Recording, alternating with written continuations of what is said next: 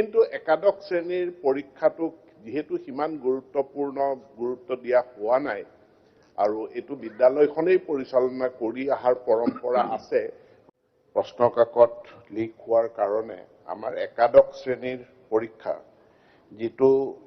বৰ্তমান বোৰ্ডৰ জৰিয়তে পতা হয় আগতে এটো বিদ্যালয়তে হৈছিল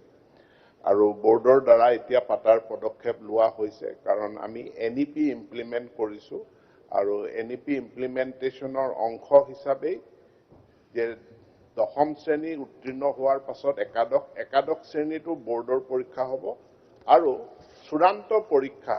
যেটো ক্লাস 12ৰ পৰীক্ষা হেতু বোৰ্ডৰ দ্বাৰা পৰিচালিত হ'ব ইতিমধ্যে আসাম স্টেট স্কুল এডুকেশন বোৰ্ডে সুকলমে দশম শ্ৰেণীৰ পৰীক্ষা আৰু দ্বাদশ শ্ৰেণীৰ পৰীক্ষা ক্লাস 10 আৰু ক্লাস 12ৰ পৰীক্ষা সুকলমে অনুষ্ঠিত কৰিছে ক্লাস 10 আৰু 12ৰ ক্ষেত্ৰত বিশেষ সতৰ্কতা অৱলম্বন কৰা হয় কাৰণ এটো চূড়ান্ত পৰীক্ষা এটো ফাইনেল পৰীক্ষা আৰু সেই কাৰণে ইয়াৰ প্ৰশ্নকাকতসমূহ আমি থানাত ৰাখো আৰু থানাৰ পৰা কটকটীয়া নিৰাপত্তাৰ জৰিয়তে পৰীক্ষাৰ দিনাখন প্ৰশ্নকাকতৰ টুকুলা বিদ্যালয়লৈ লৈ যোৱা হয় কিন্তু একাদশ শ্ৰেণীৰ পৰীক্ষাটোক যেহেতু সিমান গুৰুত্ব দিয়া হোৱা নাই আৰু এটো বিদ্যালয়খনেই পৰিচালনা কৰি আহাৰ পৰম্পৰা আছে গতিকে একাদশ শ্ৰেণীৰ প্ৰশ্নকাকতখিনি বোৰ্ডে প্ৰস্তুত কৰি বিদ্যালয় যিখন বিদ্যালয়ত পৰীক্ষা হয় তাতেই ৰখা হয়